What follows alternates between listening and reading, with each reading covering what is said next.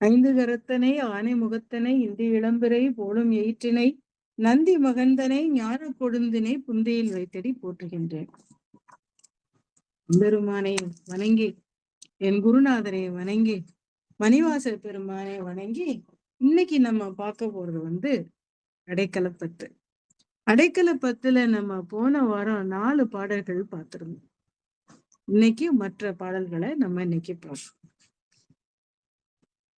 சுருள்புரி கூழையர் சூழலில் பட்டு உன் திறம் மறந்து இங்கு இருள்புரி கை ஆக்கையிலே கிடந்து எய்தனன் மைத்தடம் கண் விரல்புரிமான் அன்ன நோக்கி தன் பங்க விண்ணோர் பெருமான் அருள்புரியாய் உடையாய் அடியேன் உன் அடைக்கலமேங்க.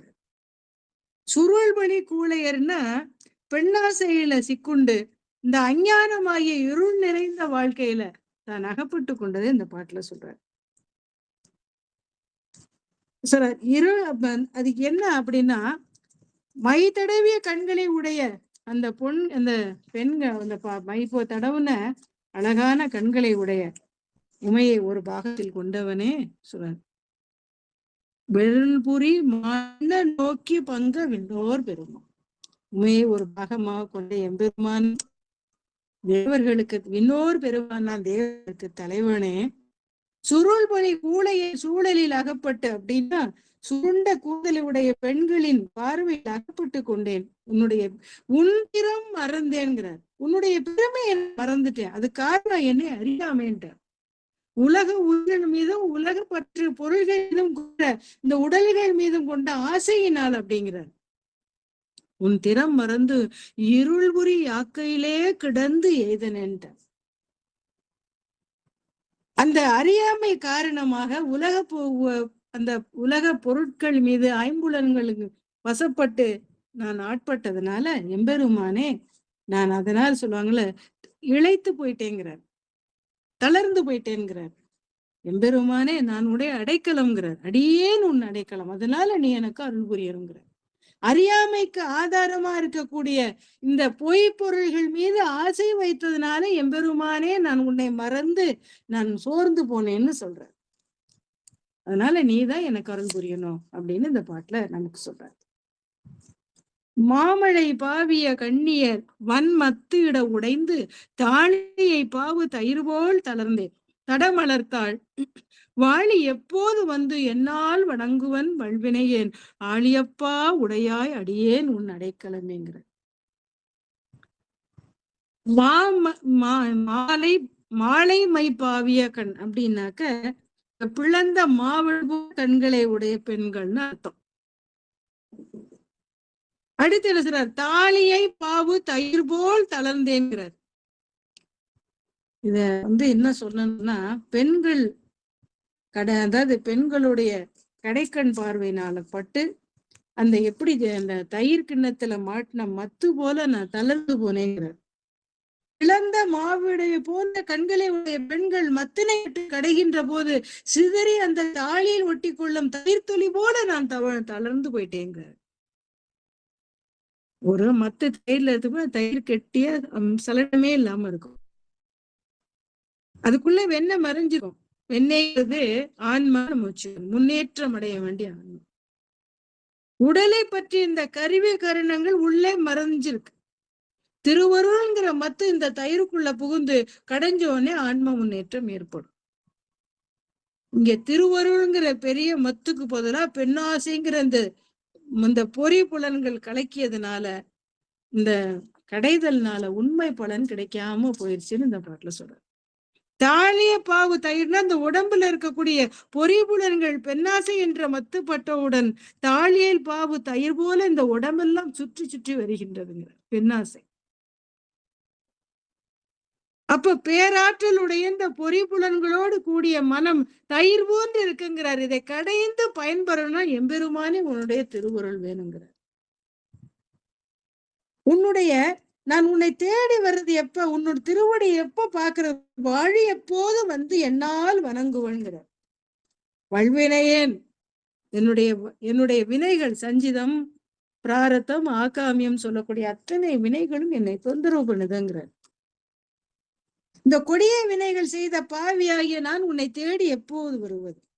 ஆழியப்பா அப்படின்னா கடல் போன்று விளங்கக்கூடிய எம்பெருமானே, அடியேன் உனக்கு அடைக்கலம்ங்கிற சொல்றாரு. அதாவது பெண்களால் தளர்ச்சி அடைந்த நான் உன்னை தேடி எப்ப வர்றதுன்னு மணிவாசர் எம்பெருமான கேட்கிறேன். மின்கண்ணினார் நுடங்கும் இடையார் வெகுளி வலையில் அகப்பட்டு புன்கனாய் புரள்வேனை புரளாமல் புகுந்து அருளி என் கண்ணிலே அமுதூரி தித்தித்து என் புழைக்கிறங்கும் அங்கனே உடையாய் அடியேன் உன் அடைக்கலமேங்கிற. மின்னும் கூடிய அந்த மின்னக்கூடிய அழகான ஒளியுடைய கண்களை கண்டு நான் துன்பம் அடைந்தேன்னு சொல்றேன். இந்த பெண்கள் வலையில சிக்கிக்கிட்டத சொல்றேன். அதனால துன்பம் அடைந்து நான் வருத்தப்படுகிறேன்கிறார். அதாவது ஒளி பொருந்திய கண்ணையும் நுண்ணிய இடையும் உடைய அந்த பெண்களின் வலையில் அகப்பட்டு மீள முடியாமல் பெரும் துன்பத்துக்கு ஆட்பட்டேன்னு சொல்ற. அப்படி அந்த புரண்டு கொண்டிருந்த தன்னை என்ன செய்யறாரு? புரள்வேனை புரளாமல் புகுத்தருளிங்கிறார். மீள முடியாமல் இருந்த என்னை மீட்டாளுங்கிறார். அடுத்ததோட இல்லாம எனக்குள் புகுந்து அருள் புரிந்த புகுந்து அருளிங்கிறார். அது அருள். அப்படி அருள் செஞ்சதுனால என்ன ஆச்சான்? புகுந்த கண்ணீர்னாலும் சில விளக்கமும் தரார். புகுந்து அருளி சிவசிவ என் கண்ணிலே அமுது ஊர் தித்தித்துன்னு சொல்றார். எம்பெருமான் அருள் புரிஞ்சதுனால என் கண்ணுல அப்படியே ஆனந்தத்துல சொல்லுவாங்கல்ல, சந்தோஷத்துல கண்ணுல வரும் தண்ணி. கண்ணுல தண்ணி ஊதுச்சு, நெஞ்சில் அப்படியே அமுது ஊறிற்று, என் மனமெல்லாம் இனித்ததுங்கிறார். கண்கள்ல வெளியில தண்ணீர் வர்றது புறத்தே நடக்கூடிய நிகழ்ச்சி. அமுதம் ஊறுவதும் தித்தித்தலும் உள்ளத்துல விடக்கூடிய நிகழ்ச்சி. இதெல்லாம் எம்பெருமான் உள்ள புகுந்ததுனால இதெல்லாம் நடந்துருச்சுங்கிறார். இப்ப என்னோட அமுதமாக ஊறி தித்திக்கக்கூடிய அருளை தந்தவனேங்கிறார். நான் உன் அடைக்கல பொருள், என்னை காத்தருள்வாயின்னு சொல்றார். அடுத்து மாவடு வயிறென்ன கன்னி பங்கா உன் மலரடிக்கே கூவிடுவாய் கும்பிக்கே இடுவாய் நின் குறிப்பு அறியேன் பாயிடை ஆடுகுழல் போல் கறந்து பறந்தது உள்ளம் கெடுவேன் உடையாய் ஏன் உன் அடைக்கலம். இந்த பாட நெசவு செய்யறவங்களுடைய இத சொல்றாரு. அவங்க பாவுங்கிற ஒரு நீண்ட குழல் வச்சிருப்பாங்க, அது இடையில போக அந்த ஊடுன்னு சொல்லுவாங்க. அந்த குழலை இடதும் வலது பக்கமும் செஞ்சுதான் தள்ளிதான் அந்த துணியை நெய்வாங்க. அந்த பாவுன்னு சொல்லக்கூடிய நீண்ட நூலுக்கும் அதுக்கு இடதுபுறமும் வலதுபுறமும் செல்லக்கூடிய குழல் அதாவது வெளிப்படையா கண்ணுக்கு தெரிகிற தொடர்பு எதுவும் இல்லைனாலும், ஆனா ஒரு தடவை அந்த குழல் இடதுபுறமும் போயிட்டு வந்தா ஆடையில ஒரு 100 முறை, ஒரு தடவை இல்ல, ஒரு 100 தடவை போயிட்டு வந்தாதான் ஒரு 2.5 அங்குலம் நெய்யலாம்னு சொல்லுவாங்க. அவ்வளவு அந்த ஆடை நெய்யறத பத்தி சொல்றாரு. மண்ணாசை பொன்னாசை பெண்ணாசைன்னு 3 ஆசைகளும் பாவு நூல் போல் நீண்டு கிடக்குதுங்கிறார். உள்ளம்ங்கிற இந்த குழல் இந்த 3 நூல்களுக்கிடையே குறுக்கு நெடுக்குமா புகுந்து போயிட்டு வர என்னுடைய வினைகள் நெய்து கொண்டே, அதாவது அதிகரித்து கொண்டே இருக்குங்கிறார். நெய்யப்படுதுன்னா துணி நெய்யற மாதிரி அதிகரித்து கொண்டே போகிறது. நம்மையும் அறியாம, நமக்கும் தெரியாம, நமக்கு கட்டுப்படாம நம்முடைய உள்ளமானது இந்த ஆசைகள்கிட்ட சுத்தி வினையை உருவாக்குது. அந்த வினையை தடுக்கிற ஆற்றலும் நம்மகிட்ட இல்லைங்கிறார்.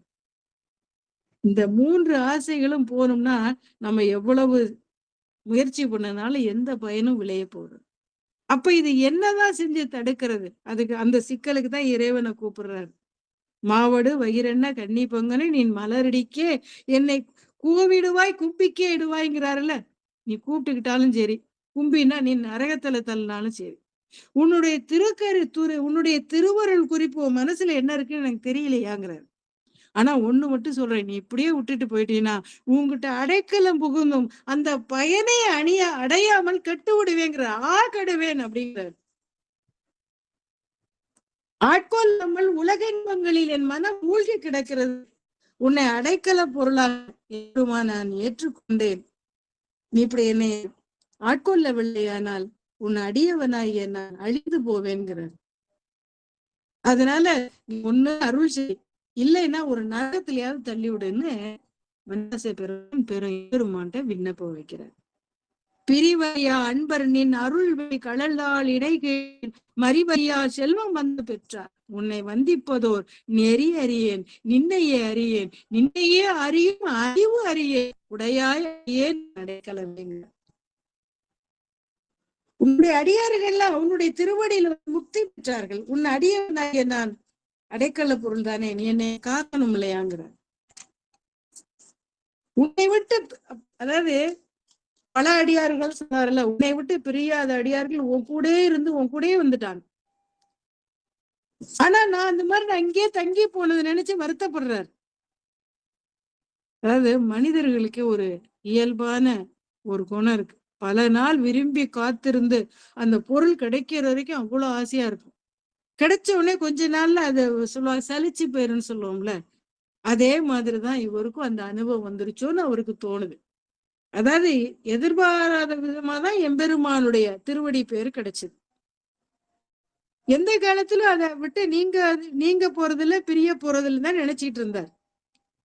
அததான் தாளினை பிரிவரியா அன்பருங்க சொல்றாரு. இத்தகைய அடியார்கள், அப்ப அடியார்கள் பிரியாத செல்வம் சொல்லுவாங்களே, பிரிவரியா அன்பர் நின் அருள்பெய் கடலால் இணை மறிவரியா செல்வம்ங்கிறாரு. மறிவரியா செல்வம்னா என்ன அப்படின்னா, தடையற்ற செல்வம் அவங்க கூட இருக்க முடியாது. அப்படின்னா அந்த அடியார்கள் திருவடி பேருனை பெற்று உன் திருவடி நிழலே இருக்கக்கூடிய செல்வத்தை பெற்றார்கள். அந்த எம்பெருமானுடைய திருவடியை பிரிவறியாத அன்பர்கள், அதனால அவங்களுக்கு அது செல்வம் வச்சிருச்சு. ஏன்னா செல்வம் வந்து போகக்கூடியது. இவங்க பெற்ற செல்வம் இலா செல்வம்னு சொல்றாங்க. உலகத்துல இந்த உடம்போட வாழக்கூடிய மனிதர்கள் வாழும் போது கூட பொறிபுலன்கள் ஆகிய விட்டுட்டு அதாவது சித்தர்களை சொல்லுவாங்க, உடம்போட இருப்பாங்க. ஆனா உடம்போட புலன்களின் ஆட்படாமல் எம்பெருமானையே நினைச்சிருப்பாங்க. அதனாலதான் பிரிவறிய அன்பர்னு அவங்க சொல்றாங்க. பிரிவறிய அன்பர்கள் இந்த உடம்போட இருந்தாலும் அந்த உடம்புகளுடைய எந்த புலன்களுக்கும் ஆட்படாதவர்கள். இந்த உடம்போட இருந்தாலும் இந்த உலகத்தில் இருந்தபடிய எம்பெருமான் திருவடியை ஓயாம சிந்திச்சு அவன் சொல்லுவாங்களா, அவர்கிட்ட எம்பெருமான் திருவடியை அடைய விரும்பக்கூடியவர். தனு கரண பூவன போகங்களோட இருக்கக்கூடிய இந்த உலகத்துல இதை அனுபவிக்கக்கூடிய பொறிப்புலன்களோட இருக்கக்கூடிய உடம்பு பெற்றவங்கதான் அவங்களும். ஆனா எம்பெருமான் திருவடியே நினைத்தாங்க. அவங்க சொல்றாரு, முதல்ல எவ்வளவு சுகபோகங்கள் இருந்தாலும் உடம்பும் உலகம் அதனை அனுபவிக்கக்கூடிய வாழ்வு நிலையில்லாதுன்னு தெரிந்தவர்கள். அப்ப அவங்க என்ன வகையான அறிவு பெற்றிருந்தார்கள் அப்படின்னா, நிலையாமை அப்படிங்கறதெல்லாம் நீக்கிட்டு நிலையான பொருள் எதுன்னு அறிந்து அதோட அன்பு கொண்டார்கள்ங்கிறார். அதனாலதான் சொல்றாரு, அவனை பற்றி அறிந்தவுடன் அவனுடைய திருவடிகளை அடைவதற்கு என்ன வழின்னு ஆராய்ச்சி எம்பெருமான் திருவடியிலே சரணடைஞ்சிட்டாங்க. இங்க 3 நிலை பேசுறாரு. தன்னுடைய 3 நிலையை சொல்றாரு. அவங்க எல்லாம் உன் அடியில உன்னையே நினைச்சு உன் திருவடிக்கு வந்துட்டாங்க. இவருக்கு என்ன இருக்கான், உன்னை வந்திப்பது உன்னை வணங்குவதற்கு நெறியன்ட்டார். அதுக்கு என்ன வழிமுறையும் தெரிய, நின்னையே அறியும் அறிவும் அறிய, ஒன்னே எனக்கு தெரியல, உன்னை வழிபடுறதுக்கு என்ன முறையும் தெரியல, உன்னை அறியக்கூடிய அறிவும் இல்லைன்ட்டார். 3 நிலைகளை சொல்லிட்டார். ஒண்ணும் தெரியாம இருக்கேன், அது நீதான் எனக்கு அருளணும். நின்னையே அறியேன் உன்னை வந்திப்பதற்கு நெறியறியேன் நின்னையே அறியும் அறிவறியேன் ஏன் சொல்றாருன்னா, பெரிய பதவி வகுத்தவர் நிவாசி பெருமாள், பெரும் செல்வத்தோடு வாழ்ந்தவர். இந்த நிலையில இதெல்லாம் நெல்லி இல்லாதவை, இதெல்லாம் நிலைய பொருள்னு ஆராயும் அறிவோ ஆற்றலோ அப்ப அவருக்கு இல்ல. அவருக்கு இருந்தது. ஆனா அவர் பதவியில இருக்கும்போது எதிரி நாட்டுக்காரன் அவன் என்ன செய்வான், இவன் என்ன செய்வான், இப்படி அந்த பதவியினுடைய எண்ணங்கள் தான் அவர் சிந்தையில நிரம்பி இருந்திருக்கும். அப்ப அறிவு இல்லாம இருந்தது. ஆனா அவரோட அறிவு தெளிவு வேற ஒரு கோணத்துல இருந்தது. அதனாலதான் இந்த தொடர்ல நின்னை அறியும் அறிவு அறியன்கிறார்.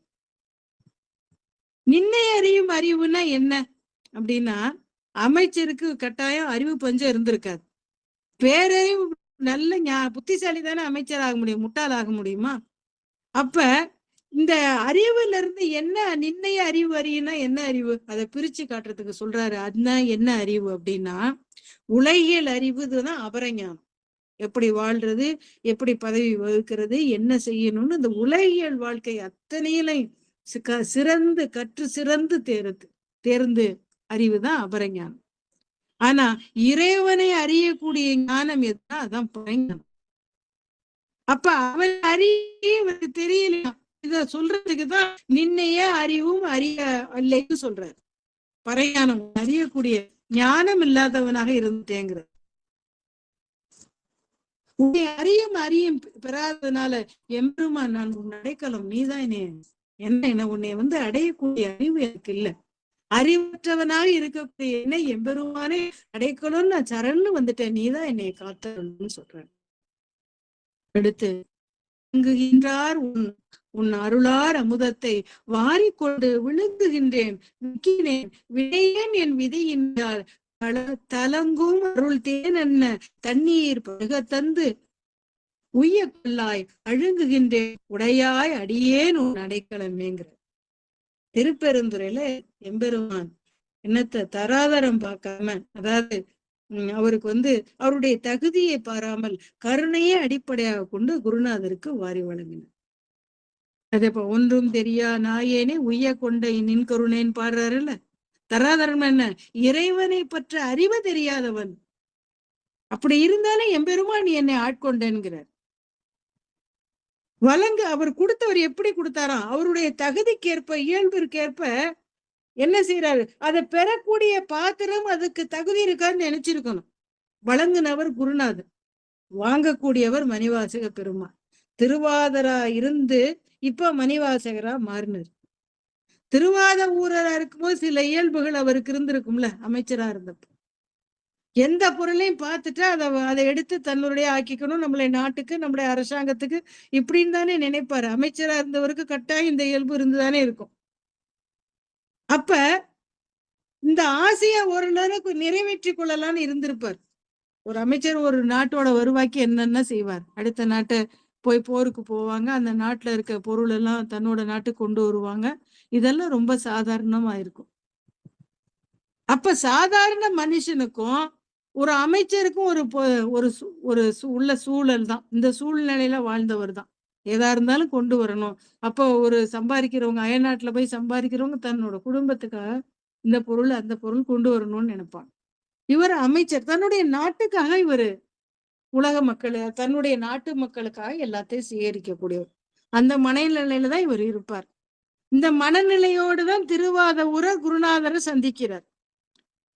பக்கத்துல போனதுக்கு அப்புறம் துறவி வழங்கக்கூடிய செல்வம், குருநாதர் வழங்கக்கூடிய செல்வம் மற்ற செல்வங்களை போன்று நிலை இல்லாதது இல்ல, நிலையானது, உண்மையான மெய்ப்பொருள்னு உணர்ற. ஏனைய செல்வங்களை போன்று உடனே அனுபவிக்கக்கூடியதாகவும் இருந்தது. பிறர் மற்ற செல்வங்களை அனுபவிக்கும் போது மகிழ்ச்சியை மட்டும்தான் தந்துச்சு, ஆனா நிலையானத மகிழ்ச்சியா தரலையா. ஆனா இந்த குருநாதர் வழங்கல அந்த செல்வமானது அனுபவிக்கும் போதும் மிகுந்த மனமகிழ்ச்சி தந்ததாம். அதுவும் மகிழ்ச்சியை மட்டும் தல்ல, ஆள் மனதுல ஒரு பெரிய அமைதியை தந்ததாம். மற்ற செல்வங்கள்லாம் மன நிறைவே தரலைங்கிறார். அதனால இந்த அருளாகிய செல்வம் உள்ளத்தில் நிறைவையும் தந்தது, அதோட இல்லாம இந்த பிறவிக்கு மருந்தாகவும் இருந்துதான். மருந்து அருளார் அமுதத்தை வாரிக்கொள்கிறார். இத்தகைய செல்வத்தை தரக்கூடிய செல்வத்தை தர்றவரு பெறக்கூடியவரோட தகுதி, அதாவது அவருக்கு தகுதி இருக்கா, தாங்குவாரா அப்படிலாம் யோசிக்கல, கொடுத்துட்டாரு. கிடைச்சா என்ன செய்வோம், அப்படி ரொம்ப பசியோடு இருக்கிற உணவை வச்சு படக்குன்னு அள்ளி அள்ளி முழுங்குவான்ல. அந்த நிலையிலதான் அவர் கொடுத்த குருநாதர் கொடுத்த அருளார் அமுதத்தை வாரி விழுங்க தொடங்கினாராம்.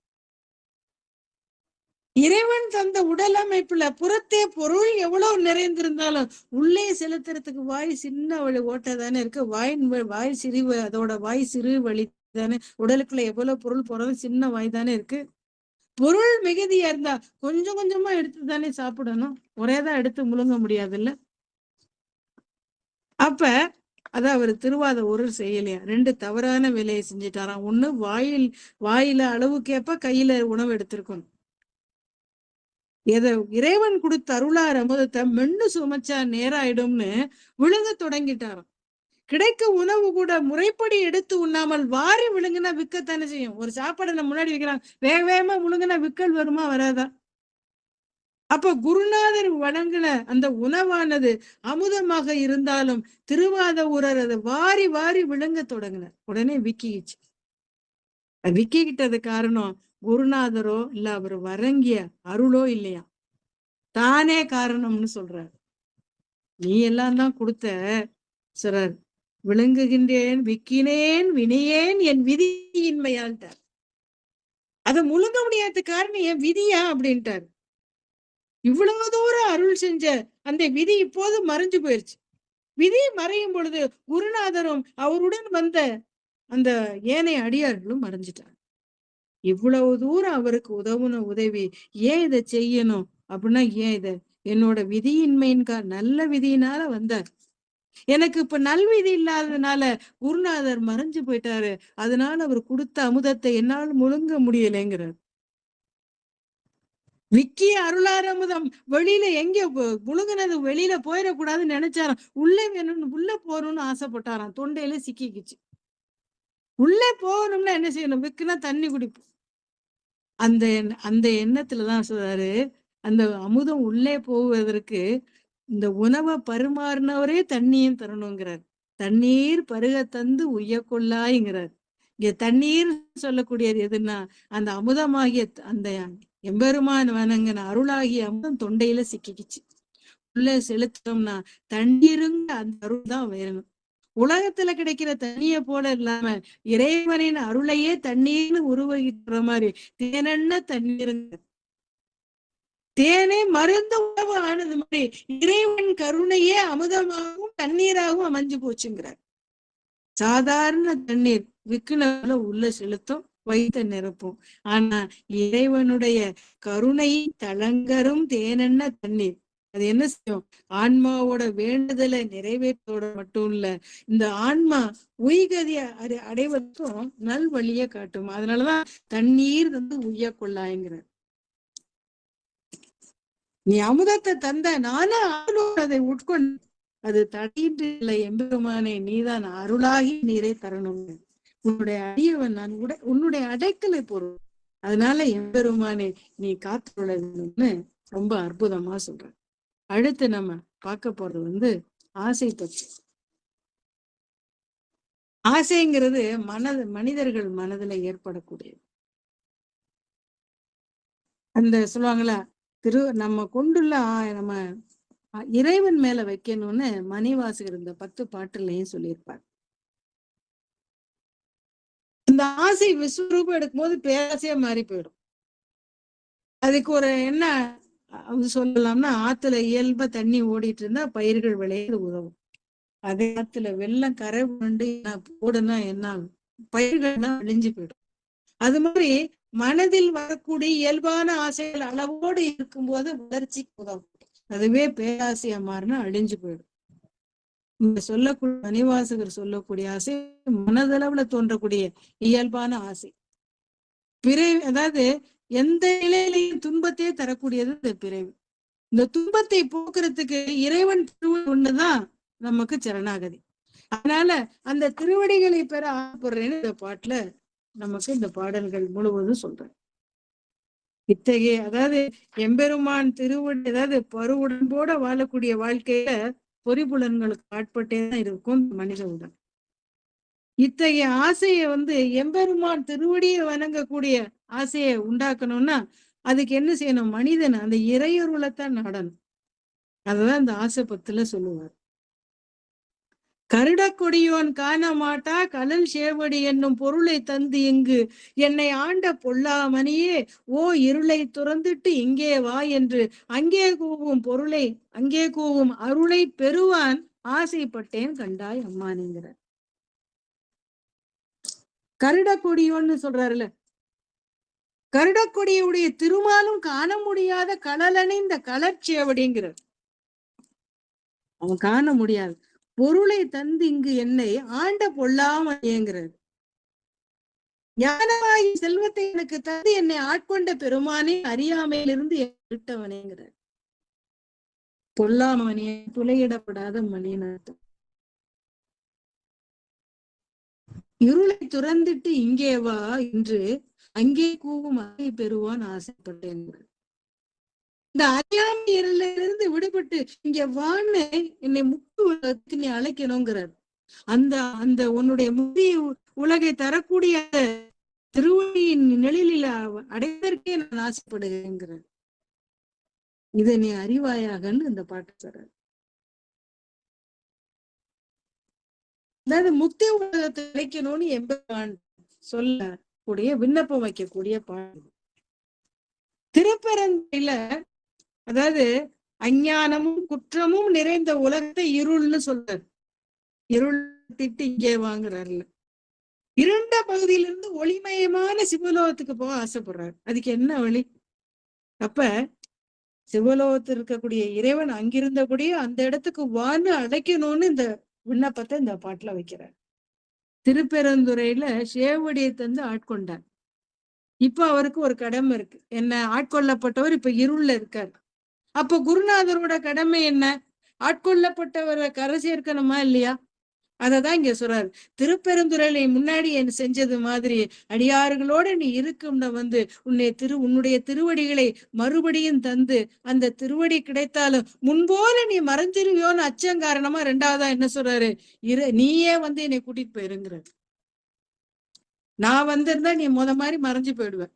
அதனால இப்ப நீயே வா. அதுக்கு என்ன? நீங்கே வா அப்படின்ட்டாரு. நீயே வந்து என்னை ஆட்கொண்டு என்னை அழைத்து செல்லணுங்கிற. அதாவது தன்னை ஆட்கொண்டதுனால இதுவரைக்கும் இல்லாத உரிமை மணிவாசகருக்கு வந்துருச்சு. அந்த உரிமையின் அடிப்படையில இங்கே வா என்னை அழைத்து கொள்ள இறைவன்ட்ட வேண்டுகோள் வைக்கிறார். அப்ப அதாவது அப்படி சொன்னாலும் இறைவன்ட்ட விண்ணப்பம் செய்ய நினைச்சாலும் அவருக்கு ஒரு மனசுல லேசான பயம் இருந்தது. அந்த தைரியம் இல்லையா? விண்ணப்பமா செய்யாம நீ இப்படி சொல்லணும்னு ஆசைப்படுறேங்கிறார். இங்க வந்து என்னை கூட்டிட்டு போன்னு விண்ணப்பமா சொல்லல. இங்க வந்து என்னை கூவுன்னு அருளை பெறதுக்கு ஆசைதான் பட்டேன் அப்படிங்கிறார். எவ்வளவு அருமையா சொல்றாரு பாருங்க. ஆட்கொண்ட இறைவனுடைய கடமைன்னு தொடங்கினவரு, கடமையை நினைவூட்டின நினைச்சவரு, அதுக்கு கூட நம்ம யார்? எம்பெருமானுக்கு நம்ம அடிமை இல்லையா? அன்றே எந்தன் உடலும் நீ உடைமை எல்லாம்னு சொல்லிட்டாருல. நீ அப்ப அடிமைக்கு உரிமை இல்லையா? அப்ப அத சொல்றது கூட நமக்கு உரிமை இல்லைன்னு நினைச்சிட்டு சொல்லி என்ன சொல்றாரு? கூவ ஆசைப்பட்டேன், கூவும் அருளை பெற ஆசைப்பட்டேன்கிற. எத்தனை அற்புதமாக தன்னுடைய உள்ள கிடங்கையை மணிவாசி பெருமாள் வெளிப்படுத்துறார். அடுத்து மொய்ப்பால் நரம்பு கயிறாக மூளை என்பு தோல் போர்த்த உப்பாயம் புக்கு இருக்க கில்லேன் கூவி கொள்ளாய் கோவேவோ எப்பாலவருக்கும் அப்பாலாம் என் ஆரமுதேவோ அப்பா காண ஆசைப்பட்டேன் கண்டாய் அம்மானேங்கிறார்.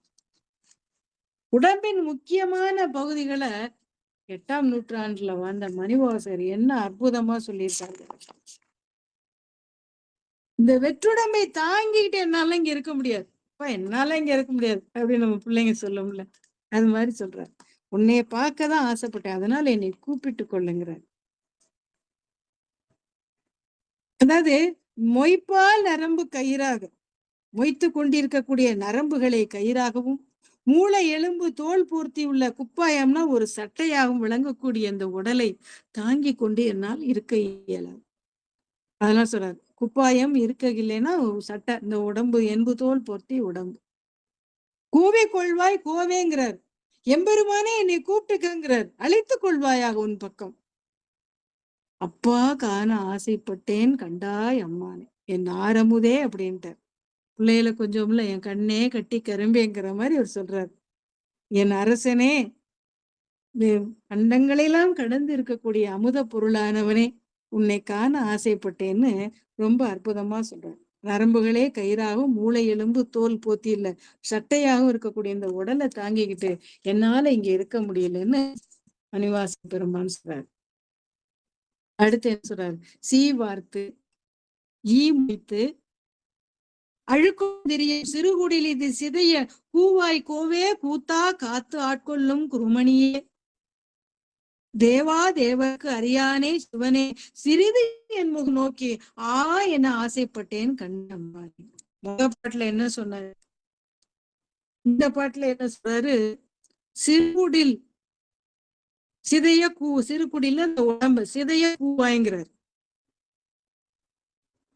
சாருக்கு ஒரு பயம் வந்துருச்சு, இந்த உடம்ப தந்தவன் வேணுங்கிறப்பதான் இதை எடுத்துக்குவான், இத சிதைச்சிருன்னு சொல்றது கூட தனக்கு உரிமை இல்லைன்னு உணர்றாரு. அப்ப என்ன செய்யற, அதனால இதை எப்படியாவது செய்யணுமே, எம்பெருமானை கேட்கணுமேனு எம்பெருமானை நோக்கி ஐயோ பாவம்னு நீ இறங்கி சொல்ல மாட்டியா அப்படின்னு, அந்த நீ பாவம் நீ இருக்க வேணாம் இங்க வந்துருன்னு சொல்ல மாட்டியான்னு சொல்ல கேட்க ஆசைப்படுறான். இந்த உடலை விட்டு இந்த ஆன்மா சிவபுரம் செல்லணும்னா நீ வழி செய்யணும், அதுக்கு நீ வழி செய்யல, போனா போகட்டும். உன் முகத்தை பார்த்து நீயாவது என்னோட முகத்தை பார்த்து இரக்கம் கொள்ளணும்னு என் மேல நீ அன்பு வச்சிருக்கே, இறக்கப்படுறியாங்கிறதையாவது நான் ஆசைப்படுறேன், அதை கேட்கவாது நீ ஒரு வார்த்தை சொல்லக்கூடாதா, அப்படி நீ சொல்றதை கேட்க ஆசைப்பட்டேங்கிறார். என் முகம் நோக்கி ஆவா என்ன ஆசைப்பட்டேன்கிறார். அதாவது சில இடர்களையாரேனும் எமக்கு இறங்காரேனும் படரும் நெறி பணியாரேனும் திருமுறையில சொல்லப்பட்டிருக்க மாதிரி ரொம்ப அற்புதமா சொல்லியிருக்காரு. என் இறைவன் இடர களைஞ்சிருக்கணும், செய்யலைன்னா என் மேல இரக்கமாவது பட்டிருக்கணும், அதுவும் இல்லைன்னா இந்த வழியிலையாவது நெறி பணியார இந்த வழியிலையாவது போனா சொல்லியிருக்கணும். அதெல்லாம் இல்ல. இவர் என்ன சொல்றாரு, என் முகத்தையாவது காட்டி இங்க வான்னு சொல்லக்கூடாதா, இல்ல ஐயோ பாவம் நீ என் மேலேயாவது இறக்கப்பட்டிருக்க கூடாதாங்கிற. அதுதான் இங்க ரொம்ப அருமையா சொல்ற. சீவார்த்து மொய்த்து அடுக்கோடு தெரியுங்கிற. சீல் ஒளியிட மொய்த்திட அடுக்கோடு தெரியக்கூடிய இந்த உடம்பு என்னுடைய சிறு குடிசையை என்னாலும் சுமக்க இல்லைங்கிறார். இந்த உடம்பு சிறு குடில்ங்கிறார். அதனால இந்த நாற்றமுடைய உடம்பு சிதைந்து அழிய வண்ணம் அடியேனை உன்பால் அழித்து கொள்ள மாட்டாயாங்கிறார். அரசனே எம்பெரு கூத்தாடக்கூடியவனே கூத்தனேன்னா நடனம் ஆடக்கூடிய கோவே கூத்தா காத்தாட்கொள்ளும் குருமணி என குருவாக வந்த எம்பெருமானே, தேவர்களும் உன் அடிமொழியை காண இயலாத எம்பெருமானே, என்னோட முகத்தை கொஞ்ச நேரம் பார்த்து ஐயா அப்பான்னு என் மேல ஐயோ இப்படி கஷ்டப்படுறியேன்னு நீ இறங்க மாட்டியா அப்படின்னு ரொம்ப அர்த்தமா இந்த பாட்டுல சொல்லிடு. மிடை தெலும்பு ஊத்தை மிக்கு அழுக்கு ஊரல் வீரையிலே நடைக்கூடம் தொடர்ந்து என்ன என்னை நலியா துயர் உருகின்றேன் சோத்தம் எம்பெருமானே, உடைந்து நைந்து உருகி உன் ஒளி நோக்கி உன் திருமலர் பாதம் அடைந்து நின்றுடுவான் ஆசைப்பட்டு கண்டாய். நடைக்கூடம்னு சொல்றாருல, நடைக்கூடம்னா இந்த உடம்பு இடத்துல இருந்து இன்னொரு இடத்துக்கு நடந்து போகுமா, ஒரு கூடம், அதாவது அதனாலதான் இந்த உடம்பு சொல்றாரு, உடம்பு தானே பேரு ஒரு இடத்துல இருந்து இன்னொரு இடத்துக்கு போகக்கூடியது. எப்படி நம்ம பயணிக்கக்கூடிய வாகனங்கள் ஒரு இடத்துல இருந்து மற்ற இடத்துக்கு போகுதுன்னா என்ஜின் நமக்கு தெரியாது, கண்ணுக்கு தெரியாம ஒரு இடத்துல இருந்து அதை கூட்டிட்டு போகுது, அது அந்த வாகனத்துல நம்ம பயணிக்கிறோம். அது மாதிரி இந்த உடம்பு ஒரு இடத்துல இருந்து மற்றொரு இடத்துக்கு நடந்து போகுதுன்னா அந்த கூடம்னு சொல்லக்கூடிய இந்த உடம்புல ஆன்மாங்கிற உயிர் ஒண்ணு மறைஞ்சிருக்குங்கிற தெளிவா இருக்குல்ல. இறுதி கட்டத்துல இந்த கூடுங்கிற அந்த உடம்பு அழியும் போது ஆன்மா எங்கேயும் போயிடாம இறைவனுடைய திருவடியிலே தங்கணுங்கிற கருத்தை தான் உன் திருமலர் பாதம் அடைந்து நின்றுடுவேன் ஆசைப்பட்டேன் கண்டாய் அம்மானிங்கிற. வினையின் பொருட்டு இந்த உடம்பு என்ன செய்யும், திரும்ப திரும்ப பிறந்து பிறந்து இன்னொரு உடம்பு அவை செய்யக்கூடிய வினைகளுக்கு ஏற்ப எம்பெருமான் அந்த உயிரை அந்த உடல்ல அந்த ஆன்மாவை உடலோட பொருத்துவார். மனிதனாகவோ மிருகமாகவோ பறவைகளாகவோ மரம் செடி கொடிகளாகவோ, அதைத்தான் இங்க சொல்றார். நடைக்கூடமாகிய இந்த உடம்பு எலும்புகளால் நெருங்கி இருக்கக்கூடிய ஊனத்தை உடையதுங்கிறது. இது என்ன இதனால நான் துன்பப்படுறேங்கிறார். தொடர்ந்து என்னை நலிய துயர் உருகின்றேங்கிறார். சோத்தம்பிரான், சோத்தம்னா எம்பெருமானே நமக்கு அடிமைன்னு அர்த்தம். அதனால சொல்றேன், உன்னுடைய உன்னொளி நோக்கி உன் திருமலர் பாதம் அடைந்து நின்றுடுவேங்கிறார். உன்னுடைய ஞான நீ அறியாமை நீக்கி ஞான ஒளியை தரக்கூடிய உன்னுடைய திருமலர் பாதத்தை காண ஆசைப்பட்டேன் என் பெருமானேங்கிற. அதான் சொல்றாரு, ஆசைப்பட்டேன் கண்டாய் அம்மான். அலி புன்னகத்து புறம்தோல் மூடி அடியேன் உடை யாக்கை புலியம்பலத்து ஒத்து இருந்தும் விடையாய் பொடியாடி எளிவந்து என்னை ஆண்டு கொண்ட என்னார் அமுதே ஓ அழியேன் என்ன ஆசைப்பட்டேன் கண்டாய் அம்மா. அதாவது உடம்போட தன்மைய பேசுறாரு. கேவலமான முதல்ல என்ன சொன்னாரு, புண்ணு இருக்கக்கூடியது, அடுக்கு இருக்கக்கூடியது, புழு இருக்கக்கூடியதுன்னு இந்த உடம்ப ரொம்ப சங்கடமா பேசினார். இந்த உடம்பின் மேல பற்று கொண்டிருப்பது பொருத்தமில்லைன்னு சொல்லிட்டார். இந்த கேவலமான உடம்புல பற்று கொண்டு இருந்ததா சொல்றாரு. அந்த பற்று கூட ஆன்மாங்கிற உடம்பு தனியே பிரித்து காணாம ஒன்றி இருக்கிறார். சொல்ற புளியம்பலத்து ஒத்திருந்தேங்கிறார். ஆனா புளியம்பழங்கிறது சொல்லக்கூடாது, இங்க புளியங்காய்ன்னு சொல்லணும். ஏன்னா புளியம்பழம் ஓடு தனியா பழம் தனியா இருக்கும். ஆனா புளியங்காயின்னு தான் எடுத்துக்கணும்னு பேராசிரியர் சொல்றாங்க. புளியங்காய்க்கு ஒத்த புளியங்காய் தோலோட ஒட்டிதான் இருக்கும், பழம் தனிச்சிருக்கும். இந்த உடம்போட எந்தவித தொடர்பும் இல்லாமல் புளியங்காய் போல நான் இருக்கணும், ஆனா புளியம் போல இருக்கணும், ஆனா புளியங்காய் போல இருந்துட்டேனேங்கிற. புளியங்காயை போல உடம்பு ஆன்மா என்ற வேறுபாடு என்று நான் ஒட்டி கொண்டிருந்தும் கூட அதை ஒற்றி படாமல் திருவாரூர் இருந்தப்ப அப்படிதானே இருந்தாரு, உலகியல் பற்றோடு தானே இருந்தாரு. அப்ப நீ எம்பெருமான் எழி என்னை ஆண்டு கொண்ட என் ஆரம்புதேங்கிற. அப்ப நீ ஆட்கொண்டா இல்லையாங்கிற. நீ ஆட்கொண்டதுக்கு அப்புறம் இந்த உடம்ப விடாம பற்றி கொண்டு இருக்கிற நான் இது, அதாவது நீ ஐயோ பாவம் உனக்கு ஒண்ணும் தெரியல, இவன் இரக்கத்துக்குரியவன் நீ சொல்ல மாட்டியா, அந்த சொல்ல நான் கேட்க மாட்டேனாங்கிற. எவ்வளவு அருமையா சொல்றாரு பாருங்க. அதாவது அழி புன்னகத்து புறந்தோல் மூடின்ட்டார் அடியேன் உடையாக்கு. அழி புன்னகத்துன்னா இந்த உடம்பு உட்புறத்துல அழி புன்னகம்னாக்க உள்புள்ள புண்ணு உள்ளதுன்னு அர்த்தம். வெளிப்புறம் தோலால மூடப்பட்டிருக்க அழகா. அழி புன்னகத்து புறந்தோல் மூடி அடியேனுடைய ஆக்கை. உடம்பு இப்படித்தான் இருக்கு, புளியங்காய போல நான் இருக்கேன். புளியம்பழம்னு சொல்றாங்க, அந்த புளியங்காய் நம்ம வச்சுக்கணும். ரிஷபத்தை வாகனமாக கொண்டவனே பொடியாடினா உடல் முழுவதும் சுடுகாட்டு சாவலை பூசிக்க கூடியவனே, உன் அருளுக்கு பாத்திரமா எளிவந்து என்னை ஆண்டு கொண்ட என்னார் அமுதேங்க. எளிமையாக என்னை ஆட்கொண்ட எம்பெருமான உன்னுடைய அருளுக்காக நான் உன் அருளை சொல்ல காண ஆசைப்பட்டேன். என்னாவதே அழியேன் என்னை என்ன ஆசைப்பட்டேன். அந்த அருளுக்கு பாத்திரமானவன் சொல்லிக்கத்தான் ஆசைப்பட்டேன், இதுவும் உனக்கு தெரியும் அப்படின்னு தன்னுடைய உள்ள கருத்தை மணிவாசன் பெருமாள் இந்த பாட்டுல சொல்றாரு. எய்த்தேன் நாயேன் இனி எங்கு இருக்க என்னாலாம் இருக்க முடியாது அப்படிங்கிற. இவ்வாழ்க்கை வைத்தாய் வாங்காய் ஆனோர் ஐயா மலர் சேவடியானே முத்தா உந்தன் முக ஒளி நோக்கி முறுவல் நகையன அத்தா சால ஆசைப்பட்டேன் கண்டாய். எய்த்தேன் நாயேன், எய்த்தேன்னா இழைச்சிட்டேன், ஏன் நினைச்சு நான் போயிட்டேன்னு அர்த்தம். ஈடு செய்ய முடியாத ஒரு பொருள் கிடைச்சிச்சு, அதை அனுபவிச்சதுக்கு அப்புறம் அந்த பொருள் கையை நழுவி விட்டு போயிடுச்சுன்னா அது எப்ப கிடைக்கும்னு வருத்தத்தோட அதையே நினைச்சுக்கிட்டு இருப்போமா இல்லையா? இதுதானே இயற்கை சொல்லுவாங்களா, அதையே நினைச்சு ஒரு தகப்பனாரோ தாயாரோ ஹாஸ்டல்ல விட்டாங்கன்னா அந்த குழந்தை அம்மா அப்பா நினைச்சே இழைச்சு போச்சும்போம். இந்த உலக இயல்கை தானே, எதையாவது நினைச்சுக்கிட்டே இருந்தா உடம்பு இழைச்சு போகும். திருப்பெருந்துறை அனுபவம் மறுபடியும் கிடைக்குமா கிடைக்காத நினைச்சுதான் எய்த்தேன்கிறார். எய்த்தேன் நாயேன்னு ரொம்ப அற்புதமா சொல்றாரு. வரன்னு பொறுமையோட காத்திருந்து அது கிடைக்கலன்னா வெறுப்பு வந்துரும்ல. என்ன இது நினைஞ்ச வரவே கிடைக்கல, இது என்னத்துக்கு, இனி இது தேவையில்லை அப்படிங்கிற மாதிரி. அதனால இவர் என்ன எம்பெருமானுடைய திருவடி கிடைக்குன்னு பொறுமையோட இருந்தார். கிடைக்கலன்னே அவர் சொல்லிட்டாரு, இனிமே இந்த உடம்பு வச்சுட்டு என்னால இருக்க முடியாது, இனி இங்க இருக்க இல்லைன்ட்டாரு.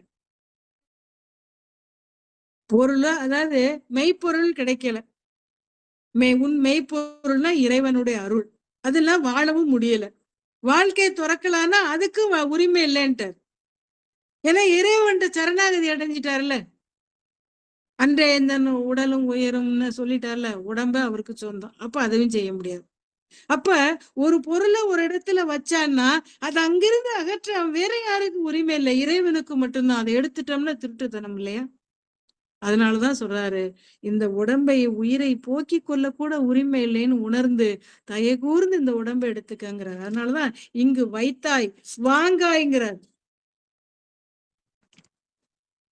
இந்த உடம்பு முதல்ல கண்டது எது? எம்பெருமானுடைய திருவடியைத்தானே. பல இடங்கள்ல திருவடி தரிசனம் வேணும்னு பேசினாரு. இந்த உடம்போட இருக்கும்போது அது கிடைச்சிட்டா, அந்த உடம்பு இருக்கும்போதே மறுபடியும் அந்த திருவடி தரிசனம் கேட்கணும்னு அவர் ஆசைப்பட்டதுல தவறு இல்லை. ஆனா இப்ப நிலைமை மாறி போயிடுச்சு. உடம்பு நீங்கினதுக்கு அப்புறம் ஆன்மா இருக்கும்போது உறுதியா அது முக்தி உலகத்துக்கு போகுமான்னு சொல்ல முடியாது. அதனால என்ன சொல்லிட்டாரு, அதை நினைச்ச உடனே, முத்தா உந்தன் முகவழி நோக்கி முறுவல் நகை காண அத்தா சால ஆசைப்பட்டேன்கிறார். முதல்ல என்ன சொல்லிட்டாரு, அதாவது முகவழி நோக்கி முறுவல் நகை காண அத்தா சால ஆசை. ஏத்தே நாயேன் இனி இங்கு இருக்கவில்லை. நாய் போன்ற நான் இனி இங்க இருக்க முடியாது. ஏன் நாய் போன்றன்னு சொல்றாரு?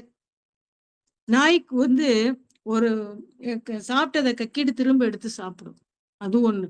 இன்னொன்னு என்ன அப்படின்னா, ஒரு தடவை தன்னுடைய எஜமான் ஒரு பாதையை காட்டிட்டா மறுபடியும் அதே பாதையில போகக்கூடிய ஞானம் அதுக்கு இருக்கு. அதனாலதான் இங்க சொல்றேன், நாய் போல என்னால அதுக்கு இருக்கிற அறிவு கூட எனக்கு இல்லை. என்ன நீ கூப்பிட்டு நீ வந்த உடனே நீ காட்டின வழியில உன் கூட நான் வந்திருக்கணும்னா அதுவும் எனக்கு இல்லாம போயிடுச்சே. அதனால் இழிந்த நிலைமையில் இருக்க என்னால் இங்க இருக்க முடியாது. நீதான் எனக்கு வாழ்க்கையை கொடுத்தாய், நீயே அதை எடுத்துக் கொள்ளுங்கிறார். இனி இங்க இருக்கவில்லேன் வைத்தாய் வாங்காய் வானோர் அறியா. இந்த பிரம்மாவும் திருமாலும் அறிய முடியாத திருவடியுடைய எம்பெருமானை என் வந்து எழிவந்தாயிட்டார். நிலம் தன்மேல் வந்தருளி நீள் கடல்கள் காட்டி. அவங்களுக்கெல்லாம் தெரியாத திருவடியை எனக்காக இந்த பூமியில் நிலவுலகத்துல உன்னுடைய திருவடியை காட்டினேன்னு சொல்றாரு. அதனாலதான் அறியா வானோர் அறியா வளர்ச்சி அப்படிங்கிறார். முகத்துல தோன்ற ஒளியையும் அந்த ஒளியில் தவழும் புன்முறுவலையும் காண ஆசைப்பட்டேங்கிற. இல்லைன்னா நீ கொடுத்த வாழ்க்கையை எடுத்துக்கன்னு சொல்லாம சொல்ற. பாரோர் விண்ணோர் பரவித்தும் பரனே பரஞ்சோதி வாராய் வாரா உலகம் தந்து வந்து ஆழ்வானே பேராயிரம் பரவித்திருந்து எம்பெரும் என ஏத்த ஆரா அமுதே ஆசைப்பட்டேன் கண்டாயம். முன்னாடி இருக்க 6 பாட்டுல இந்த உலகத்துல வாழ விருப்பம் இல்ல, இந்த உடம்ப வச்சுக்கிட்டு இருக்க விருப்பம் இல்ல, உடலையும் உலகத்தையும் விட்டுட்டு ஆறா உலகம்னா பிறப்பில்லாத முக்தி திருவடி பேர். அத சொல்றாரு. உன்னுடைய திருவடியை சேரணும்னு சொன்ன மணிவாசக பெருமான் இந்த பாட்டுல என்ன சொல்றாரு, பாரோர் விண்ணோர் பரவியேத்தும் பரனே பரஞ்சோர். நான்முகன் திருமால் விண்ணோர்கள்லாம் போற்றுவதாக சொன்ன மணிவாசகர் இங்க பாரோர் பரவியத்தங்கிற. பாரில் பிறந்து வாழ்றதுல தவறு இல்லைன்னு தோன்றனவனே, இந்த உலகத்துல எல்லாம் இருக்கக்கூடிய ஞான வடிவானவனேன்ட்டார். அதுதானே என்ன அப்பர் பெருமான் குனித்த புறவும் கொவை செவ்வாயும் சொல்லுவார்ல, மனித பிறையும் வேண்டுவதை அதை காண பெற்றாலே போதும்ட்டார். மனித எத்தனை தடவை வேணாலும் எம்பெருமான வணங்குறதுக்கு இந்த பிறவியில பிறக்கலாங்கிறார்ல. அததான் இங்கே சொல்றார். வாரா உலகம் தந்து ஆட்கொள்ளக்கூடியவனே. வாரா உலகம் தரணும்னா அவன் தான் அதை தரணும். நம்மளா போனா கிடைக்குமா? நம்மளால ஈஸியாவா முக்தி பேரு? எம்பெருமான் திருவடி நம்முடைய வினைகளை நீக்கி ஆட்கொள்ளணும். அதுக்கு ஒரு தகுதி வேணும்ல. அது சொல்ற.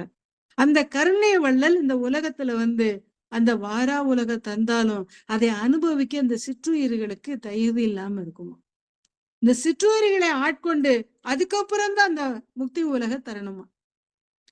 இயல்பா உயிர்களுக்குள்ள அந்த வினை குற்றங்களை போக்கி எம்பெருமான் ஏற்றுக்கொள்ள வேண்டும். அதுதான் இங்க சொல்றாரு. இந்த உலகத்துல இது அத்தனையும் திருவடி தீட்சி ஆட்கொண்டதுக்கு அப்புறம் இந்த உடம்போட வாழ்ந்து ஏதாவது செய்யலாம்னா செய்யலாம். என்னன்னா எம்பெருமான் புகழை பாடிக்கொண்டே இருக்கலாம்னு சொல்றாரு. தெவிட்டாத அமுதம் போன்றவனே மண் உலகத்தில் இருப்பவர்களும் மேல் உலகத்தில் இருக்கவர்களும், அதாவது விண்ணுலோர் பரவி பாரோர் விண்ணோர்ன்றார். அவங்க எல்லாம் போற்றி புகழத்தக்க ஒரு ஞானத்தை தரக்கூடிய முக்தி பொருளானவன். வாராய் வாரா உலகம் வந்து ஆட்கொள்ளக்கூடியவன். மீண்டும் பிறந்து வராத இந்த உலகத்தை தந்து முக்தியை தந்து ஆட்கொள்ளக்கூடியவனே. பேராயிரம் பரவி திருந்தியம் பெருமான் என ஏத்த ஆறாமுதம் ஆசைப்பட்டேன் கண்டாய் அம்மானே. என்னிடம் வருக, உனக்குள்ள 1000 பேர்களையும் சொல்லணும்னு எம்பெருமானே நான் ஆசைப்பட்டேன், உன்னை போற்றணும்னு ஆசைப்பட்டேன் அப்படின்னு இந்த பாட்டுல ரொம்ப அற்புதமா மீண்டும் பிறந்து வராத உலகத்தை எனக்கு தந்து அருளணும்னு இறைவனை போற்றி மணிவாச பெருமான் இந்த பாட்டுல சொல்றேன். அடுத்து, கையால் தொழுது உன் கலர் சேவடிகள் கழும தழுவிக்கொண்டு ஐயா எந்தன் தலைமேல் வைத்து எம் பெருமான் பெருமான் என்று ஐயா எந்தன் வாயால் அரற்றி அழல் சேர் மெழுகுப்ப ஐயாற்ற அரசே ஆசைப்பட்டேன் கண்டாய் அம்மானேங்கிற. இன்னும் அற்புதமா சொல்றார். ஐயனேன்னு சொல்லி பெருமானே பெருமானே ஐயனேன்னு சொல்லி அரற்றணுங்கிற. கையால் தொழுது உன் கடல் அணிந்தது எம்பெருமானே உன் திருவடியில் கையால் வணங்கணும், அப்புறம் அதை தழுவி கொள்ளணும். எய்யாது என்றன் தலைமேல் வைத்து எம்பெருமான் எம்பெருமான் உன் திருவடியை தலையில வச்சுக்கிட்டு பெருமானே பெருமானேன்னு அரற்றணும். அழல் சேரு மெழுகொப்ப ஐயார் அரசே, நெருப்புல விருந்த மெழுகு எப்படி உருகி போகுமோ அது மாதிரி நான் உருகணும் பெருமானே, அதுக்குதான் நான் ஆசைப்பட்டேன், நீ அறிய மாட்டாயாங்க. அதாவது என் கையால உன்னைய தொடணும், உன்னைய வணங்கணும் அப்படிங்கிற அதுக்குத்தான் நான் ஆசைப்பட்டேன்னு ரொம்ப அற்புதமா இந்த பாட்டுல சொல்றேன். முதல் பாடல்ல சொன்ன கருத்தை இங்க கொஞ்சம் விரிவா சொல்லியிருப்பார். முதல் பாட்டுல என்ன சொன்னாரு? உன் புகழ பாடி திரியணும்னு சொன்னாருல்ல. பேராயிரம் பரவி ஏத்தும் பெருமானே, பேராயிரம் பரவி திரிந்து என் பெருமான் என என் பெருமான் பெருமான்னு ஏத்தன்னா வணங்க, உன் புகழை பாடு. 1000 நாமங்கள் பேராயிரம் சொல்லுவாங்க, 1000 நாமங்கள் சொல்லி தெல்லையனம் கொட்டாமங்கிற மாதிரி உன்னுடைய புகழை பாடி திரியணும்னு சொன்னார். எத்தனை நாள்லாம் இப்படி பாடிட்டு தெரிய முடியும்? எவ்வளவு சுற்றி திரிந்தாலும் இறை ஒரு இடத்துல நிறுத்தித்தானே ஆகணும், கால் வலிச்சா உட்கார்ந்தானே ஆகணும்.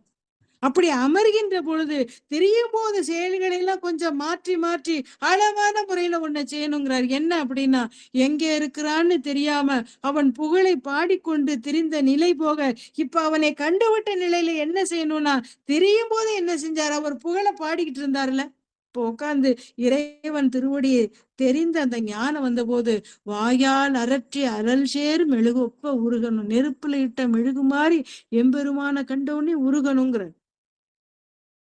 மனமும் வாக்கு எம்பெருமாட்ட இருந்தது, உடல் தான் சுத்தி தெரிஞ்சிச்சு. இந்த உடலுக்கு வேற வேலை தந்துட்டார். நடந்து போகும்போது மனம் எம்பெருமானை நினைத்தது, வாய் எம்பெருமான் புகழ பாடிடுச்சு. இப்போ ஒரு இடத்துல உட்கார்ந்துட்டார். உட்கார்ந்தானே இந்த உடலுக்கு ஒரு வேலை செய்யணும்ல, அந்த உடல் என்ன செய்யணும்னு அதுக்கு ஒரு வேலை சொல்றாரு. கையால் தொழுது அவன் கடல் சேவடிகளை தழுவி கொள்ளணுங்கிற. அப்ப மனம் ஒளி மெய்யின்னு 3ஆல செய்யறத இங்க ரொம்ப அற்புதமா எத்தனை அருமையா சொல்றாரு பாருங்க. அழல் சேர் மெழுகப்ப அரற்றிங்கிறது மொழிக்குறி செயல், உடலுக்குரிய செயல் எம்பெருமானை தழுவி கொள்ளுது. அழல் சேர் மெழுகு வைப்பங்கிறது மனதுக்குரிய செயல். அப்ப மனம் ஒளி மெய் என்ற 3க்கு உரிய பணியை ரொம்ப அற்புதமா மணிவாச பெருமான் இந்த பாட்டுல சொல்லியிருக்காங்க.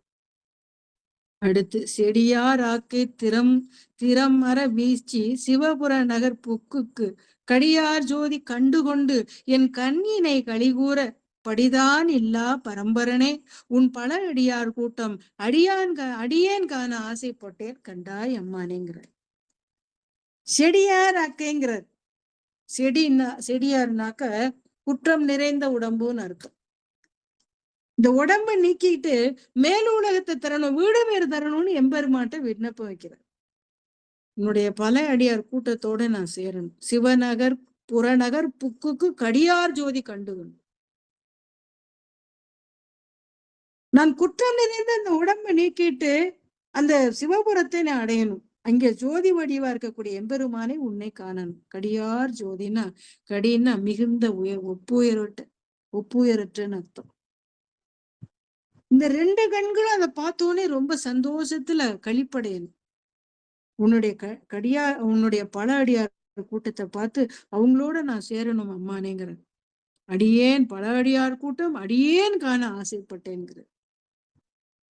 குற்றம் நிறைந்த இந்த உடம்பு அறவே நீக்கிடணும், சிவபுரத்தை அடையணும், அங்கே ஜோதி வடிவில் இருக்கக்கூடிய எம்பெருமானை காணணும்னு இந்த பாட்டுல ரொம்ப அற்புதமா சொல்றாரு.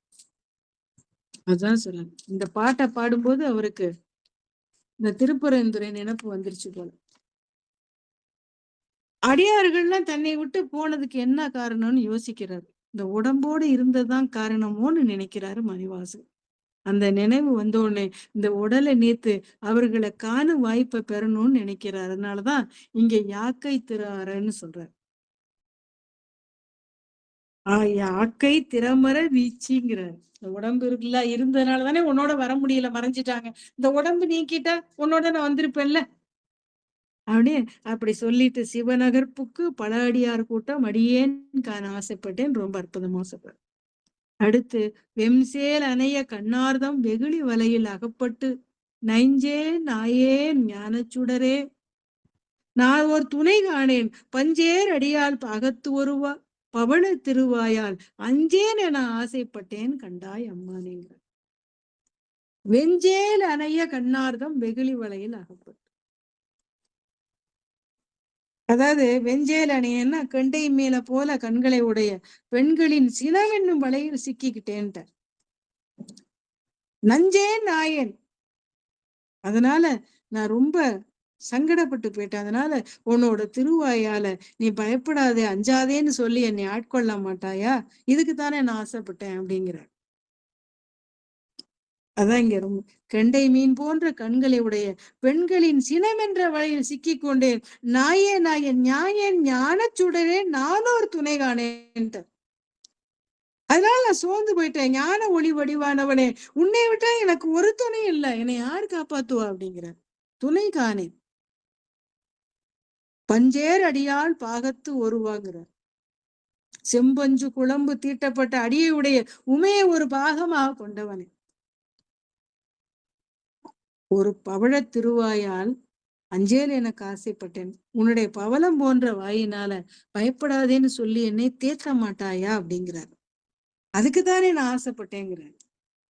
பெண்கள் வழியில் சிக்கிக்கொண்டேன் எம்பெருமானே ஞான ஒளி என்னை ஆட்கொள்ளுங்கிறார். முதல் பாட்டுல பருவுடலை நீக்கணும்னு பாடினார்ல, 9 பாட்டுலயே அந்த உடம்போட இருந்துகிட்டு என்ன செய்யணும்னு சொன்னவரு 7வது 8வது பாட்டுல ஒரு புதிய ஆசையை சொல்றாரு. இறைவன் ஒளிமுகத்தையும் அந்த சிரிப்பையும் பார்க்கணும்னு ஆசைப்பட்ட சொன்னவரு இப்ப இருக்கிற ஆசை வேற. அஞ்சேல் என ஆசைப்பட்டேன், அஞ்சாதேன்னு வாய் திறந்து சொல்லணும்னு அமுத சொற்களை கேட்க ஆசைப்பட்டேன்னு சொன்னாரு. கடைசியில் என்ன சொல்றாரு, பவள திருவாயால் அஞ்சாதேன்னு சொல்லும் போது உன் அபயகரமும் அஞ்சாதேன்னு காட்ட அதையும் காண ஆசைப்பட்டேன்கிறார். எப்படி அருமையா, பஞ்சேர் அடியால் பவள திருவாயால் அஞ்சேன்னு நான் ஆசைப்பட்டேன், வாயால மட்டும் இல்ல கையாலே நீ சொல்லணும்னு ரொம்ப அற்புதமா இறைவனுடைய திருவடியை பத்தி சொல்றாரு. இறைவனுடைய திருவடியை சேரக்கூடிய விருப்பத்தை ரொம்ப அற்புதமா சொல்றாரு. அடுத்து நம்ம பார்க்க போறது அதிசயப்பத்து. வேறு யாருக்கும் கிடைக்காத அதிசயம் இப்படியும் நடக்குமா, இப்படி ஒரு அதிசயமா நம்ம உலகையல்ல கேட்டோம். அப்படி அதிசயத்தை யாராவது பார்த்தாங்களான்னு பேசிக்கிறது உண்டுதானே. அப்ப இதுவரைக்கும் வந்த 3 பத்துக்கள்ல தளர்ந்த நம்பிக்கையோடு இருந்தவருக்கு இப்போ ஒரு நம்பிக்கை வருது. திருப்பெருந்துறை நிகழ்ச்சியில குரு தரிசனம் கிடைச்சிருச்சு. குருநாதர் மறைஞ்சு உமையறி பாகனா காட்சி கொடுத்தார். அதுவும் மறைஞ்சு கடைசியில தில்லை கூத்தனா காட்சி கொடுத்தார். இதெல்லாம் கிடைக்கிறதுக்கு முன்னாடி முதல்ல அவருக்கு திருவடி தீட்சை தான் கிடைச்சது. அததான் சொல்றாரு, அந்த அந்த அனுபவத்தை தான் சொல்றாரு. ஆழியுள் அமிழ்த்த, அதாவது அந்த இன்ப கடல்ல இறையொருள்ங்கிற கடல்ல மூழ்கி போனார் மணிவாசக பெருமான். அதான் சொல்ற, ஆண்டுதன் அடியரில் கூட்டி அதிசயம் கொண்டோன்னு பாடுறதுனால மணிவாசக பெருமான் மனசுல எம்பெருமானை எப்படி வச்சிருக்காருங்கிறத ரொம்ப அற்புதமா அந்த பாட்டுல விளக்க. முதல் பாடல் மட்டும் நம்ம பார்ப்போம். வைப்பு மாடு என்று மாணிக்கத்து ஒளி என்றும் மனதிடை உருகாதே செப்பு நேர் முளை மடவரளியர் தங்கள் திறத்திடை நைவேனே ஒப்பு இல்லாதன ஓமதனில் இருந்தன ஒல்மதர் திருப்பாதத்து அப்பன் ஆண்டு தன் அடியாரில் கூட்டி அதிசயம் கண்டேனே. நமக்கு திருவருள் புரிந்த அந்த திருப்பெருந்துறை எம்பெருமானை நினைச்சு வியந்து போற்றக்கூடிய பாடல். முக்கிய மோட்சத்துக்கு தரக்கூடிய அதுதான் இங்க சொல்ற.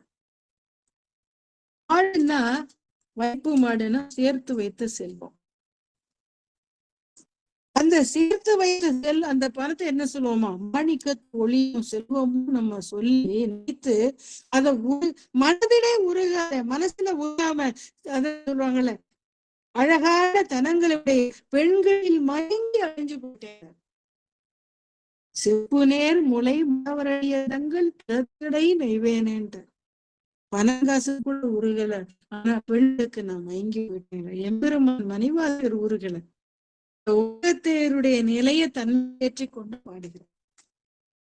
இருந்தாலும் சொல்ற ஒப்பில்லாதன உவமதில் இறந்தனங்கிற, ஒப்பற்று ஊமை சொல்ல முடியாதது ஒப்புமை இறைவன். அவனுடைய இணை, அவனுடைய திருவடிக்கு அவனுடைய திருவடியை தான் இணை, வேற ஒண்ணு நம்ம இணை சொல்ல முடியாது. அப்படி ஒப்புமையற்ற தாமரை போன்ற உன்னுடைய திருப்பாதத்தை எனக்கு காட்டின. அப்படி காட்டுற சொல்ற ஒன்மலர் திருப்பாதத்து அப்பன் ஆண்டு தன் அடியாரில் கூட்டி அதிசயம் கண்டேனேங்கிற. ஆட்கொண்டதோட மட்டுமா விட்டா, அவன் அடியார்களோட என்னை சேர்த்துக்கிட்டான். இந்த அதிசயத்தை நான் பார்த்தேங்கிற. முதல்ல பெண்கள் அழகுல மயங்கி நான் அழிஞ்சிட்டேங்கிறவரு அப்படி அழியிற நிலையில இருந்தாலும் எம்பெருமான் என்னை ஆட்கொண்டான்னு சொல்றார். ஒப்பில்லாதவனாகவும் ஊமை கூற முடியாத எம்பெருமானின் இறைவனுடைய அந்த திருவடிய சேம நிதின்னு மாணிக்கம்னு கருதி நான் உருகி இருக்கணும், அதை செய்யல. அப்படி எம்பெருமான் திருவடிகளை இணைத்து உருகாமல் பெண்கள் பால் மனம் உருகி காலத்தை கழிச்சேங்கிற. அப்படி இருந்தாலும் இறைவன் அதை பற்றியெல்லாம் கவலை கொள்ளாமல் அந்த திருப்பெருந்துறை நாயகன் என்னை ஆட்கொண்டதோடு மட்டுமல்லாமல் அடியார் கூட்டத்தோடும் இருக்க செய்தான். இந்த அதிசயத்தை யாராவது பார்த்திருக்க முடியுமான்னு கேட்கிறார். ரொம்ப அற்புதமான பதிகத்தை நம்ம இன்னைக்கு பார்த்திருக்கோம். வந்த அடியார்களுக்கும் அவர்களை சார்ந்தவர்களுக்கும் வராத அடியார்களுக்கும் மணிவாசக பெருமான் அருளாலும் என் குருநாதர் அருளாலும் எல்லா நலமும் வளமும் கிடைக்கணும்னு சொல்லி இன்றைய பாடலை இன்னைக்கு திருவாசகத்தை அருளும் பொருள்ல இன்னைக்கு நிறைவு செய்து மற்றதை அடுத்த வரும். சிவாயனம். மூவிரு முகங்கள் போற்றி முகம் கருணை போற்றி ஏவரும் துதிக்க நின்ற ஈராறு தோள் போற்றி காஞ்சி மாவடி வைகும் செவ்வேல் மலரடி போற்றி அண்ணான் சேவலும் மயிலும் போற்றி திருக்கை வேல் போற்றி போற்றி கலையாத கல்வியும் குறையாத வயதும் ஓர் கபடு வாராத நட்பும் கன்றாத வளமையும் குன்றாத இளமையும் கழுவினியிலாத உடலும் சளியாத மனமும் அன்பு அகலாத மனைவியும் தவறாத சந்தானமும் தாளாத கீர்த்தியும் மாறாத வார்த்தையும் ஓர் தடைகள் வாராத கொடையும் தொலையாத நிதியமும் கோணாத கோளும் ஒரு துன்பமில்லாத வாழ்வும் துயனின் பாதத்தில் அன்பும் உதவி பெரிய தொண்டரோடு கூட்டு கண்டாய் அலையாளி அறுதியிலும் ஆயனது தங்கையே ஆதி கடவுரின் வாழ்வே அமுதீசன் ஒரு பாகம் அகலாத சுகபாணி அருள்வாமி அபிராமியே வான்முகில் வளாது பெய்க மணிவளம் சுரக்க மன்னன் கோன்முறை அரசு செய்க குறைவிலாத உயிர்கள் வாழ்க நான்மறை அறங்கள் ஓங்க நற்றமிழ் வேள்வி மல்க மேன்மைகொள் செய்வ நீதி விளங்குக உலகமெல்லாம் மேன்மைகொள் செய்வ நீதி விளங்குக உலகமெல்லாம். தென்னாட்டுடைய சிவனே போற்றி எந்நாட்டவர்க்கும் இறைவா போற்றி. திருச்சிற்றம்பலம் தில்லையம்பலம்.